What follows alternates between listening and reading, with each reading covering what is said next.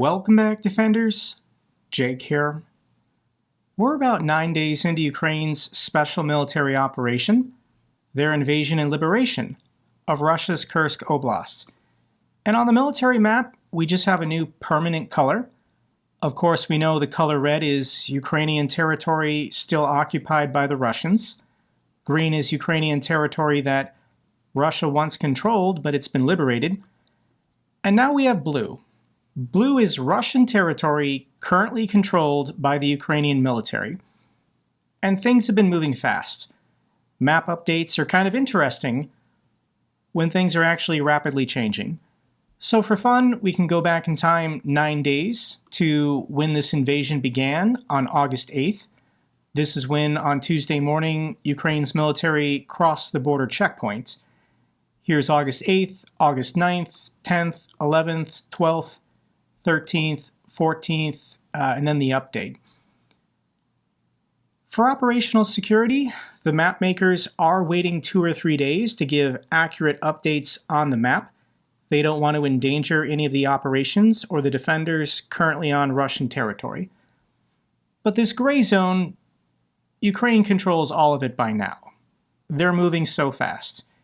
And we are getting pictures and videos of Russian civilians. They have smartphones, they have the internet. Anytime they spot a Ukrainian defender, they take a picture and upload it on social media. So we can easily geolocate where Ukraine is going and what they're doing. But of course, I'm not going to talk about that. All you need to know is that the Ukrainian army is moving further into Russia. Ukrainian forces now control 74 Russian settlements in Russia's Kursk Oblast. This is according to Commander Sursky. And I want to play the clip from Sursky's update to Zelensky. This was yesterday, and I'm going to read this. Units of the armed forces of Ukraine continue to conduct operations on the territory of the Kursk region. During today's day, our forces advanced in separate directions from 1 to 3 kilometers. Control over 40 square kilometers of territory was taken. This is for a single day. To date, control over 74 settlements has been taken. So this was General Sursky's update to Zelensky yesterday, and as of this morning, Ukraine now controls 82 Russian settlements in the Kursk region. In total, the defense forces have advanced 35 kilometers since the beginning of the operation. So in 9 days, Ukraine has taken more territory in Kursk than the Russian military has taken in the Donbas region in the last 9 months. This is a fact. Kyiv says they are creating a buffer zone in the Kursk region. Isn't this what Putin said he was going to do when he reinvaded Kharkiv?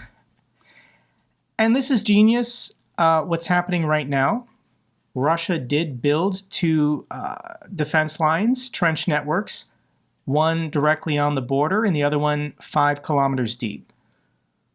Well, the Ukrainian military smashed through those 2 lines in a single day, and this is maneuver warfare.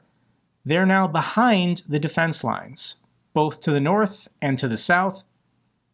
So for these conscripts manning these trenches for the Russians, they now have Ukrainians in front of them and Ukrainians behind them, and they're not being resupplied. When you're put in that scenario, you can either accept your death or you can choose to surrender. We'll talk about the surrenders in a second. But Russia has reportedly begun entrenching positions in the Kursk region. The open source intelligence community has identified several fresh Russian trenches in the Kremlin-controlled areas of Kursk.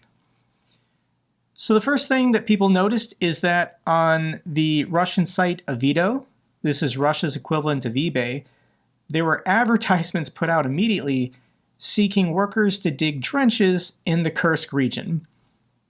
Russia was panicking and was willing to take anyone willing to accept money to work 16-hour days to dig trenches for the Russian military. So we've got the satellite images where they're building their new defense lines, And these are 45 kilometers behind the border. So Russia can't stop Ukraine. There's no way to contain what's currently happening.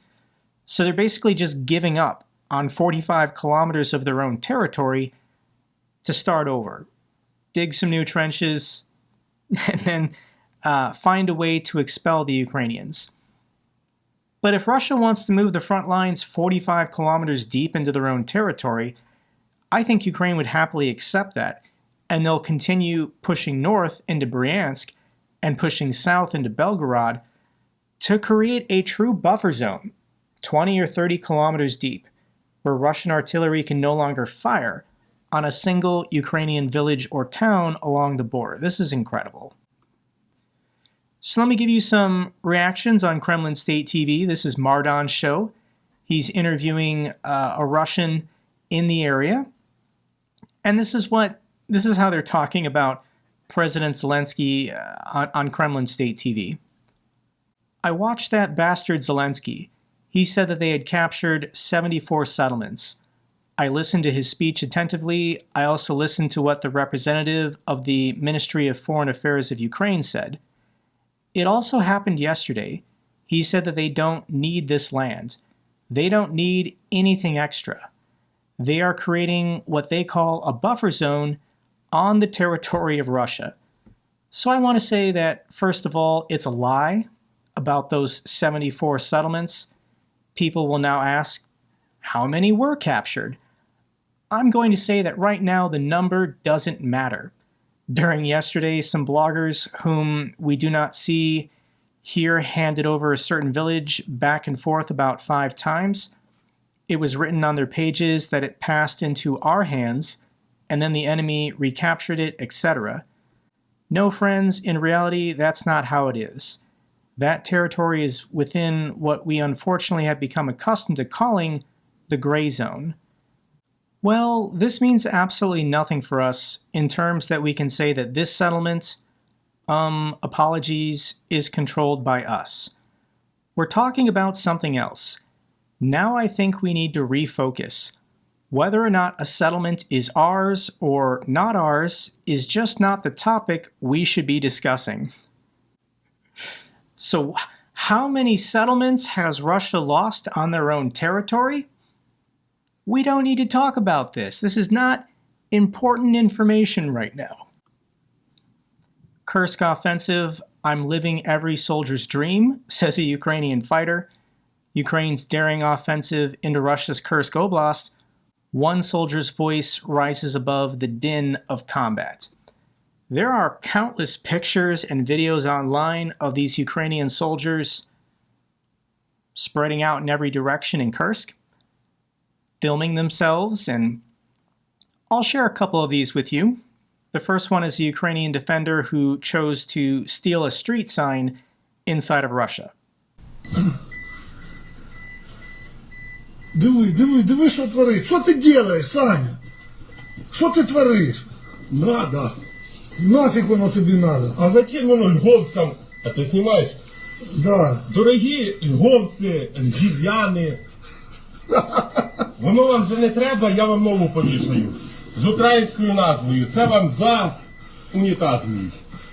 Ласкаво просимо. Нікіт, давай. Все, поїхали.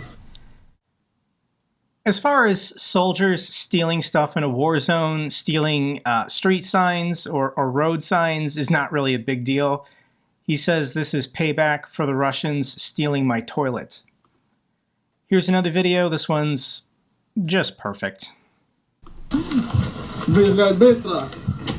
Так, танки сюда. 22 координаты.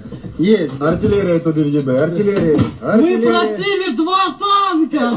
Мы просили 2 танка! Два танка бросить, бросить два Туда, танка. все, блядь, ручками. Пошли нахуй. Пишу. Я вже записано. Что есть, блядь? Кто, блядь? Герасимов, Не сука! берут, Где блядь. ты, блядь? Мать возьмем, блядь! Де ти антенну? Шойгу, Герасимов! Где боеприпасы? So this is a Russian command post that Ukrainian defenders took, and they're filming a video joking around about Prigozhin's famous video, Shoigu Gerasimov, Where's the Ammunition? There's a lot of stuff, a lot of intelligence that Ukraine is now collecting from these abandoned command posts. When things get difficult, the FSB are the first ones to flee the area. I'm sure they took with them as much as they could, but you can't get everything. And Ukraine is now carefully going through these command posts to get valuable intelligence. Russian occupiers, oh, this is terrible. Russian occupiers plan to evacuate Kursk residents to Zaporizhia to shield military sites, according to a Ukrainian governor. So there is a report that Russian civilians fleeing Kursk are being put on buses and are being taken to Zaporizhia. They're fleeing a war zone, and their government is deliberately relocating them to another war zone. This is just how the Kremlin operates. But this is important. The topic of Russian civilians in the occupied territories. This is going to get a lot of attention from the international community. And what Ukraine is doing is anybody who wants to evacuate, they're free to go. Ukraine is not stopping anyone from trying to get out of the occupied territories. They're also responsible for anyone who stays. Lots of elderly people, a lot of drunk guys are going to choose to stay. So Ukraine has to allow in humanitarian organizations, humanitarian relief. And here's a news report of the first shipments of humanitarian relief being delivered to Russian civilians choosing to stay in the occupied territories. Українські оборонці привезли гуманітарну допомогу для жителів населеного пункту Суджа, які залишаються на підконтрольній українським оборонцям території.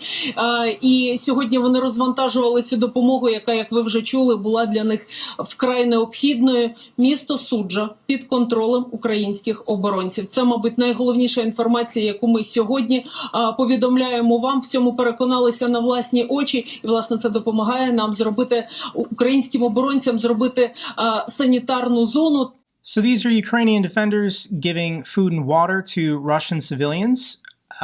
Russian civilians are mostly being instructed to stay in their basements. Now that Ukraine controls this territory, it's only a matter of time before the Russian military starts firing on all these houses. Russia's military probably is going to destroy absolutely everyone and probably kill a lot of their own people to get this territory back. It's so crazy that this is an Italian news crew embedded with the Ukrainian units who's gone into Sudzha, because Ukraine completely controls this town, and an Italian journalist on Russian-occupied territory is interviewing and talking to local Russians. I'm going to play a little bit of this clip. Questa è la città russa di Sudzha ed è sotto il controllo delle forze ucraine. Questo silenzio l'abbiamo sentito soltanto nelle città ucraine sinora. Ci sono dei civili là? Why did you decide Perché siete rimasti? here?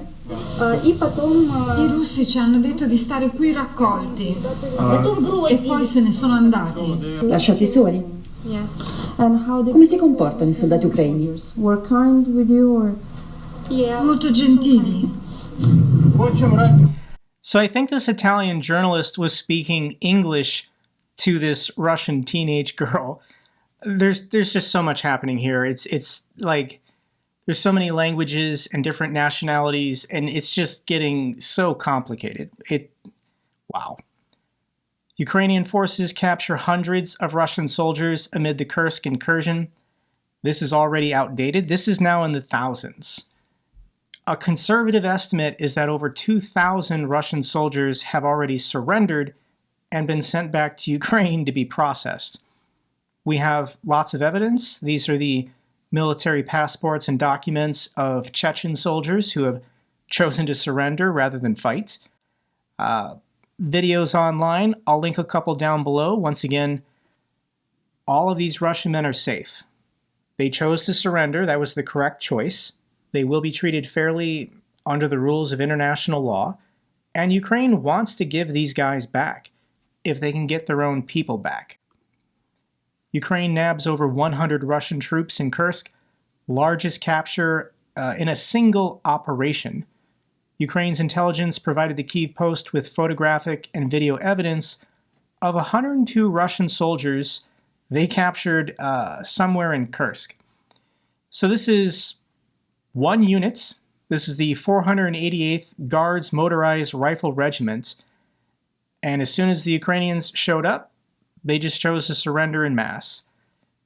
They didn't want to put up a fight. These men look terrible. These men haven't even been in combat. They haven't been fighting. And they look absolutely defeated. Conscripts from Kursk forced to become more cannon fodder. So this area of the border was being manned by conscripts, 18 and 19-year-old draftees. They didn't volunteer. They weren't getting paid a real salary. They didn't have real training and preparation to be fighting on the front lines. There are reports that hundreds of Russian soldiers who have refused to fight for various reasons, age, sickness, mental health, are being put on planes and are being flown to Kursk because they need meat. They need people just willing to give up their lives. So the Russian Ministry of Defense is in a panic, and they're looking for any Russian men with a heartbeat that they can then throw at Ukrainian forces to get their territory back. I guess the logic is these men refused to fight and die in Ukraine. Maybe they'll be willing to fight and die for their own country, their own territory, when they've been invaded. But either way, this is a terrible quality level of soldiers that Russia is trying to repel this advance with. And I debated whether or not to show this photograph. These are the conscripts. They surrendered, and they've been picked up by the Ukrainian military. But these are 18 and 19-year-old Russian, I guess we can call them men. They're legal adults, but they're still teenagers. They've never known a Russia in which Putin wasn't their czar. Putin wasn't their dictator. Since the Maidan Revolution in 2014, Russian TV and propaganda has only taught these boys one thing: to hate the West, hate the United States, hate Great Britain, hate Ukraine, and be willing to fight and die for the empire, to fight and kill for Vladimir Putin. The world needs to put a stop to this. I'll link some interviews down below. These Russian conscripts who surrendered are doing interviews, and once again, there's always this ethical quandary of, are they under duress? Can you trust what they're saying? Is Ukraine forcing them to say this? There's always a touchiness with POW interviews. But I'm choosing to believe what they say, that these conscripts don't really like the Chechens. The Kadyrivs are slackers, selfie men, and bullshitters. Show me at least one of them who has accomplished a feat worthy of the orders they wear. This one said, "I didn't know I was going to end up at the front at all. I thought I would just serve in a unit like everyone else does. I didn't think I'd end up on the border." This video of conscripts who surrendered, on camera they're asking to be exchanged for Azov fighters. This is what Ukraine wants. I'm sure Ukraine told them to say this. But Ukraine wants their best fighters back, and they'll be willing to return a lot of these conscripts and Chechens. This is a humanitarian win for the Ukrainian people. Aside from that, aside from the soldiers, there's lots of stuff. Ukraine had tanks and armored vehicles and artillery rounds and everything that you would need that the Russian military didn't use because they all surrendered. This is a T-80 tank that Ukraine found, and they're going to return this to Ukraine and then repurpose it. And they even caught a T-90. This is a pristine working Russian T-90 tank, the best tank Russia fields, and Ukraine captured one. What happens is these things run out of gas, and the people driving them don't have any gas, so what are they going to do? So they just abandon the tank. So in my previous video, we talked about some of the reasons why Ukraine did this. We could just stop at saying creating a buffer zone to protect their own people and villages. But there is an argument that's being made online that I didn't mention in my video from 2 days ago. I have the feeling one of the goals of the Kursk operation is to demonstrate to the Biden escalation managers that there's nothing to manage. It's incredible that Washington is still restricting Ukraine. So here's a map showing all the Russian military bases within Storm Shadow and ATACMS range. And currently Ukraine is restricted. They're not allowed to use ATACMS or Storm Shadows on these Russian bases. The only permission they were given is within basically 100 kilometers on Russian troop concentrations. So this is a very uncomfortable topic to talk about. Will Putin use a nuclear weapon? The territorial integrity and sovereignty of Russia right now is being threatened. And nobody on Kremlin state TV, not Putin, not Medvedev, not Solyov, nobody is talking about nukes because they know they're not going to use one. People always want to ask why. Why is Russia not using a nuclear weapon even when their country has been invaded? And I made this video almost 2 years ago. Why Russia will not use nuclear weapons. I gave like 10 or 12 reasons, but I'll just give you the top 2. Number 1, Russia was told by the Chinese don't do it. Under no circumstances can you use a nuclear weapon to salvage your special military operation. So if the Chinese and the Indians, the other 2 major nuclear powers, if they were to participate in economic sanctions on Russia, then that's lights out for Russia. So Putin has to consider how India and China would react, even if he nuked his own territory, to get rid of these Ukrainian forces. The second reason is the only reason why Putin is still alive is because he hasn't used nuclear weapons. Nobody in Western intelligence services is trying to assassinate Putin right now. MI6, the CIA. We possibly could kill him if we wanted to, but we're choosing not to because we believe Putin is a rational actor who will not use nuclear weapons. The second you've used a nuclear weapon, you're done. If Putin used a nuke, even on his own territory, he would have to go into his favorite underground command bunker and then remain there for the rest of his life. He could never come to the surface again because a Hellfire missile would be waiting for his motorcade. This is how bad it is for Russia. Lucenko calls for talks between Russia and Ukraine. Here's the quote. "We should sit down at the negotiating table and end this dispute. Neither the Ukrainians, nor the Russians, nor the Belarusians need it," Lucenko said in an interview with Russian state TV. Lukashenko's an idiot. He's a pawn of Putin, but he doesn't say or do anything unless Putin told him to do it. So this is Lucenko and Putin signaling to everyone that Putin is desperate. They want a ceasefire.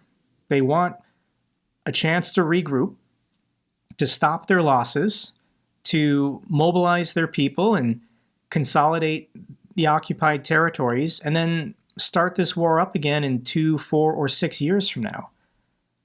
Ukraine's not this stupid, but this is a shocking change in tone from everyone in Kyiv are Nazis and we need to denazify Ukraine to why don't we sit down with the Nazis and, get back to having brotherly friendship or whatever nonsense that the Kremlin wants to spew out. But Russia's in serious trouble, guys. And their losses continue every day. A Russian Tu-22 M3 bomber crashed in the Tremekiv district of Kursk region. There's pictures and videos. I'll link these down below if you want to see a very expensive bomber go boom. Ukrainian air defenses shoot down a Russian Su-34 bomber in the Kursk region. Overnight, the Ukrainian armed forces shot down another Russian Su-34 in Kursk. Ukraine confirms largest attack on Russian airfields targeting 4 bases in a coordinated assault. The Russian Ministry of Defense said they shot down 118 drones, but there's videos, there's pictures. It's too early for the satellite images or the on the ground pictures of what the damage was. But what's happening here is that Ukraine has a limit of their drone operations. And I think Russia's oil refineries will be safe, potentially, for the next couple weeks, because in a single night, Ukraine can only do so much. And if they have to choose right now between going after a Russian airfield and an oil refinery, they're going to go after the airfields to try to protect their guys in Kursk. I'll link, once again, some of these videos down below of Ukrainian drones flying over Russian cities. There's no air defense. There's nobody intercepting them. Russia can't stop this. Russia's rail network also continues to fall apart. Here's a cargo train transporting nitrogen fertilizer that derailed in the Samara region. Was this sabotage, or... Russia's rail network is actually falling apart. Railroad collapse in Russia on August 13th. This was on the border with Belarus and the Smolensk region. But these are Western sanctions. This is lack of labor, because so many Russian men have been conscripted into the military. It's bad. Everything is bad. Russia introduces ban on gasoline exports until the end of 2024. Because of so many oil refineries being struck, Russia can no longer make a profit by exporting gasoline, diesel, kerosene, and other byproducts of oil production. So they're once again banning the exports, and they're telling Belarus and Kazakhstan, you shouldn't be exporting to anyone else either. We need to buy all of your gasoline and diesel. Let's get to the good news for Ukraine, aside from everything else I've said in this video. EU transfers 4.2 billion euros in macro financial aid to Ukraine. This is part of the 50 billion package to help Ukraine integrate with the European Union. Final clip I want to share with you guys. I don't think I share enough of these pictures and videos. Every day Ukraine loses their best. Every day on Twitter I see a post about a memorial service for a defender, a hero, a volunteer who was killed on the front lines by the Russians. So this video I want to share, this is Alex, call sign Mike. She was a combat medic with the Hospitalers unit.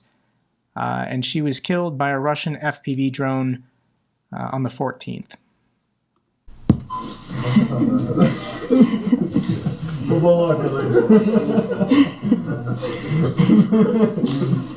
Hi, I'm Mike. I'm the combat medic of the Hospitalers Medical Battalion, and I work more than a year from now with guys. And you've just ended a shift here at the start point. Can you tell me about this shift? How did it go? It was nice. My colleagues were here and helping the medical personnel to keep safe and to do some medical procedure with the injured people who came to this point, and then we need to evacuate them comfortable and safe and keep them in normal condition to the hospital.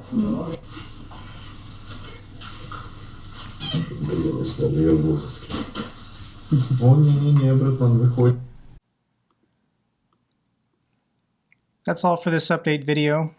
Glory to Ukraine, glory to the heroes. If you found this video informative, give me a thumbs up. Best way to support the channel. Comments and questions, let me know down below. I love hearing from you guys. Till the next video, keep defending the truth, keep defending democracy.